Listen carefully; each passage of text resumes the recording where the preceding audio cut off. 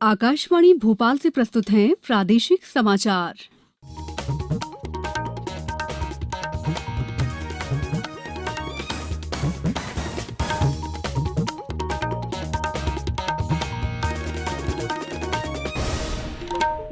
नमस्कार, समाचारों के साथ मैं दीपा सिंह। पहले मुख्य समाचार। प्रधानमंत्री ने कहा, लॉकडाउन के सकारात्मक परिणाम मिले हैं क्योंकि देश पिछले 1.5 महीनों में हजारों लोगों का जीवन बचाने में सफल रहा है। केंद्र सरकार का अपने कर्मचारियों की सेवानिवृत्ति की आयु में कमी करने का कोई इरादा नहीं। मुख्यमंत्री ने किया जीवन अमृत योजना का शुभारंभ। 1 करोड़ लोगों तक पहुंचेगा रोग प्रतिरोधक क्षमता बढ़ाने वाला काढ़ा। सीबीएसई के बचे हुए पेपरों के लिए परीक्षा लॉकडाउन खत्म हो जाने के बाद की जाएगी आयोजित। और देश भर में कोरोना संक्रमितों की संख्या 28,000 से ज्यादा। प्रदेश में भी मरीजों की संख्या 2,000 के पार। अब समाचार विस्तार से। प्रधानमंत्री नरेंद्र मोदी ने कहा है कि कोविड-19 महामारी के कारण लॉकडाउन के सकारात्मक परिणाम मिले हैं क्योंकि देश पिछले 1.5 महीने से हजारों लोगों का जीवन बचाने में सफल रहा है। आज वीडियो कॉन्फ्रेंस के माध्यम से राज्य के मुख्यमंत्रियों के साथ बातचीत करते हुए श्री मोदी ने चेतावनी दी कि इस वायरस का खतरा अभी भी बना हुआ है और लगातार सावधानी ही सबसे अधिक महत्वपूर्ण है। प्रधानमंत्री की मुख्यमंत्रियों के साथ ये इस तरह की चौथी बैठक थी। प्रधानमंत्री ने कहा कि भारत अब तक 2 लॉकडाउन देख चुका है और दोनों अलग अलग तरह से हैं। अब हमें आगे के बारे में सोचने की आवश्यकता है। उन्होंने कहा कि विशेषज्ञों के अनुसार कोरोना वायरस का प्रभाव आने वाले कुछ महीनों तक नजर आएगा। 2 गज दूरी के मंत्र को दोहराते हुए उन्होंने कहा कि मास्क और चेहरा ढकना आने वाले दिनों में लोगों के जीवन का हिस्सा बन जाएंगे। प्रधानमंत्री ने कहा कि अर्थव्यवस्था और कोविड-19 के खिलाफ संघर्ष को महत्व दिया जाना चाहिए। कहा, जहां तक संभव हो प्रौद्योगिकी के उपयोग के महत्व पर जोर दिया। श्री मोदी ने हॉटस्पॉट क्षेत्रों में दिशा निर्देश लागू करने के लिए राज्यों के महत्व का भी उल्लेख किया। केंद्र सरकार अपने कर्मचारियों की सेवानिवृत्ति की आयु में कमी करने पर विचार नहीं कर रही है। पत्र सूचना कार्यालय ने एक वेब पोर्टल पर किए गए दावे के उत्तर में ये जानकारी दी। उस खबर में दावा किया गया था कि केंद्र सेवानिवृत्ति की आयु घटाकर 50 वर्ष कर रही है।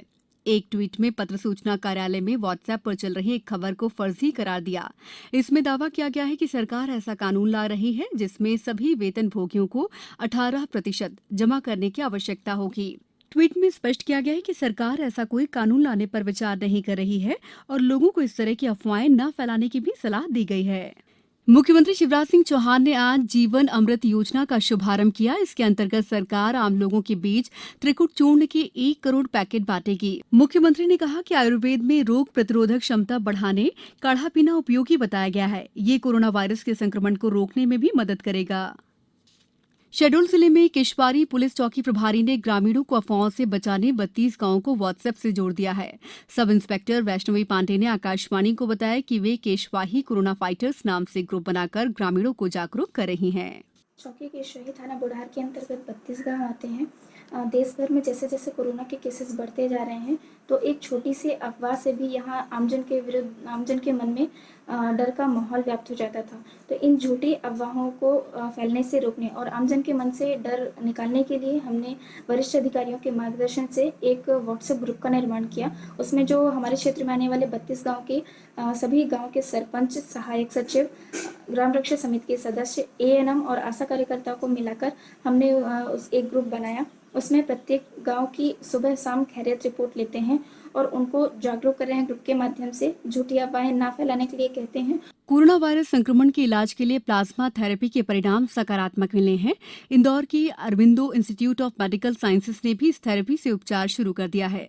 इस बारे में आकाशवाणी को इंस्टीट्यूट के सेशन रोग विशेषज्ञ डॉक्टर रवि दोषी ने बताया है कि हमने उपचार शुरू कर दिया है। आने वाले दिनों में इसके परिणाम सामने आने लगेंगे।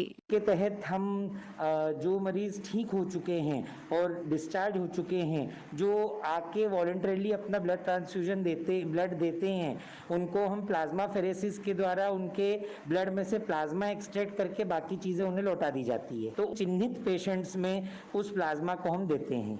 उस प्लाज्मा की विशेषता ये रहती है कि ये चूंकि ठीक हुए मरीज हैं तो अपनी बॉडी उनमें इम्यूनिटी के एंटीबॉडीज जो रहते हैं वो डेवलप हो जाते हैं और वो एंटीबॉडीज जो वायरस के एंटीजन हैं उनको नष्ट करने में मदद करते हैं। प्रदेश के ग्रामीण अंचलों में रह रहे प्रवासी श्रमिकों और अन्य गरीब परिवारों को ग्राम पंचायतों के माध्यम से स्वादिष्ट भोजन और खाद्यान्न उपलब्ध कराने की व्यवस्था की गई है। संचालक पंचायत राज बी.एस. जामोद ने बताया है कि 22,812 पंचायतों में 8,70,000 श्रमिकों को स्वादिष्ट भोजन उपलब्ध कराया जा चुका है। श्री जामोद ने बताया है कि कोरोना संक्रमण में लॉकडाउन की स्थिति निर्मित हो जाने के बाद पंचायत और ग्रामीण विकास विभाग और पंचायत राज संचालनालय ने सभी ग्राम पंचायतों के सरपंचों और सचिवों को निर्देश जारी किए थे कि वो अपने क्षेत्रों में निवास करने वाले प्रवासी श्रमिकों, उनके परिवारों और गांव के गरीब परिवारों को भोजन की व्यवस्था सुनिश्चित करें। इसके लिए ग्राम पंचायत ने अपनी निधि और 14वें वित्त में दी गई राशि तथा जन सहयोग से प्रतिदिन लगभग 37 से 38 हजार परिवारों को स्वादिष्ट भोजन कराया जा रहा है। समाचारों में वक्त है ब्रेक का। ये समाचार आप आकाशवाणी भोपाल से सुन रहे हैं। हमारे समाचारों को अब आप कभी भी और कहीं भी अपनी सुविधा के अनुसार सुन सकते हैं। ये समाचार बुलेटिन YouTube, ट्विटर और फेसबुक पर AIR न्यूज भोपाल पेज पर भी सुने जा सकते हैं। इसके अलावा आप हमारी वेबसाइट newsonair.nic.in पर अथवा AIR न्यूज ऐप पर भी समाचार सुन सकते हैं। ब्रेक के बाद समाचारों में आपका एक बार फिर स्वागत है। मानव संसाधन विकास मंत्री डॉक्टर रमेश पोखरियाल निशंक ने कहा है कि केंद्रीय माध्यमिक शिक्षा बोर्ड CBSE के बचे हुए पेपरों के लिए परीक्षा लॉकडाउन खत्म हो जाने के बाद ही आयोजित की जाएगी। डॉक्टर निशंक ने नई दिल्ली से देश भर के अभिभावकों को संबोधित करते हुए एक प्रश्न के उत्तर में ये जानकारी दी। उन्होंने बताया कि केंद्रीय माध्यमिक शिक्षा बोर्ड के 29 मूल विषयों के जिन पेपरों की परीक्षाएं नहीं हुई हैं, उनकी परीक्षाएं अब 3 मई के बाद लॉकडाउन खत्म होने के बाद ही होंगी, लेकिन जो वैकल्पिक विषय हैं उनकी परीक्षाएं अब नहीं होंगी और आंतरिक मूल्यांकन के आधार पर उनका निर्णय लिया जाएगा। देश भर में कोरोना वायरस महामारी के संक्रमण के मामलों में लगातार वृद्धि हो रही है। पिछले 24 घंटों में 1,396 नए मामले सामने आने के साथ ही कोरोना संक्रमितों की संख्या बढ़कर 28,000 के करीब पहुंच गई है। इस दौरान मृतकों का आंकड़ा बढ़कर 872 हो गया है। कोरोना से संक्रमित लोगों के स्वस्थ होने की रफ्तार भी तेज हुई है और पिछले 24 घंटों में कोरोना से संक्रमित 381 लोगों के स्वस्थ होने के साथ ऐसे लोगों की संख्या 6,185 पहुंच गई है। प्रदेश में पिछले 24 घंटों में 175 नए मामलों के साथ कोविड-19 मामलों की कुल संख्या 2,120 हो गई है। अब तक 103 लोगों की मौत हो गई है, जबकि 302 लोग ठीक हो गए हैं। राज्य स्वास्थ्य बुलेटिन के अनुसार 1,650 रोगियों की स्थिति स्थिर है, जबकि 35 रोगी वेंटिलेटर पर हैं। इंदौर शहर कोविड-19 का हॉटस्पॉट बना हुआ है, जहां कुल मामलों की संख्या 1,207 हो गई है। राजधानी भोपाल में भी मरीजों की संख्या बढ़कर 415 हो गई है। जबलपुर में पिछले 24 घंटों के दौरान कोरोना के 9 नए मामले मिले। संक्रमितों की संख्या अब वहां बढ़कर 68 हो गई। उज्जैन जिले में 13 कोरोना संक्रमित मरीजों की पुष्टि के बाद अब कोरोना संक्रमित मरीजों की संख्या बढ़कर 119 हो गई है। जिले में कोरोना संक्रमण से संक्रमित मरीजों की संख्या अब 106 से बढ़कर 119 हो गई है। आज 281 लोगों की रिपोर्ट प्राप्त हुई है। इसमें 13 लोगों में कोरोना संक्रमण की पुष्टि हुई है। 8 लोग उज्जैन के हैं और 5 बड़नगर के बताए जा रहे हैं। आकाशवाणी से चर्चा करते हुए मुख्य चिकित्सा एवं स्वास्थ्य अधिकारी ने इस बात की पुष्टि की कि आज 13 लोगों में कोरोना संक्रमण पाया गया। आकाशवाणी समाचार के लिए उज्जैन से हेमेंद्रनाथ तिवारी। जबलपुर जिले में लॉकडाउन 3 मई तक लागू रहेगा। वहीं आज कैंट क्षेत्र के विधायक अशोक रोहाणी ने पुलिस अधीक्षक कार्यालय पहुंचकर एसपी सिद्धार्थ बहुगुणा को 200 पीपीई किट प्रदान की। ड्यूटी दे रहे हैं जहां वास्तव में वो एरिया प्रतिबंधित है और अपनी सेवाएं दे रहे हैं, तो हमने सभी मित्र मंडली ने ये तय किया कि पीपीई किट हम अधिक से अधिक उनको उपलब्ध कराएं और आज हमने 200 पीपीई किट को समर्पित की। आने वाले समय में और मित्रों के साथ मिलकर 200 तक 3-4 दिन तो लगातार जितना हो सकेगा कोशिश करेंगे कि हर जगह पहुँचने के जो प्रयास करें वो सुरक्षित रहें। प्रदेश में जारी मौसम में बदलाव के कारण आज भी अनेक जगह पर बारिश हुई। सीहोर जिले में मौसम की अचानक बदले मिजाज के बीच तेज हवाओं के साथ कई जगहों पर बरसात भी हुई। जिले के आष्टा क्षेत्र में कुछ देर बरसात हुई। मुरैना जिले में भी कई स्थानों पर तेज हवाओं के साथ बारिश और ओलावृष्टि हुई। शिवपुरी में करीब आधे घंटे तक बारिश हुई। शहडोल जिले में बेमौसम हुई बारिश और ओलावृष्टि से खलिहान में रखी किसानों की फसल को नुकसान पहुंचा है। अब कुछ समाचार संक्षेप में। उच्चतम न्यायालय ने कोरोना वायरस कोविड-19 जैसी महामारी से निपटने के लिए पीएम केयर्स कोष के गठन की संवैधानिक वैधता को चुनौती देने वाली याचिका आज खारिज कर दी।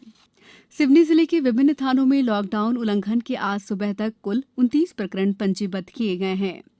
सतना जिले के मैहर थाना क्षेत्र में ट्रक में लदे लोहे के सरिया की चपेट में आने से एक मजदूर की मौके पर ही मौत हो गई और एक अन्य घायल हो गया। श्योपुर जिले के एक अधिकारी को गेहूं उपार्जन में लापरवाही बरतने के आरोप में निलंबित कर दिया गया है। अंत में मुख्य समाचार एक बार फिर। प्रधानमंत्री ने कहा, लॉकडाउन के सकारात्मक परिणाम मिले हैं क्योंकि देश पिछले 1.5 महीनों में हजारों लोगों का जीवन बचाने में सफल रहा है। केंद्र सरकार का अपने कर्मचारियों की सेवानिवृत्ति की आयु में कमी करने का कोई इरादा नहीं। मुख्यमंत्री ने किया जीवन अमृत योजना का शुभारंभ। 1 करोड़ लोगों तक पहुंचेगा रोग प्रतिरोधक क्षमता बढ़ाने वाला काढ़ा। सीबीएसई के बचे हुए पेपरों के लिए परीक्षा लॉकडाउन खत्म हो जाने के बाद की जाएगी आयोजित। और देश भर में कोरोना संक्रमितों की संख्या 28,000 से ज्यादा। प्रदेश में भी मरीजों की संख्या 2,000 के पास। इस बुलेटिन में बस इतना ही। घर में रहिए, सुरक्षित रहिए और सुनते रहिए आकाशवाणी। नमस्कार।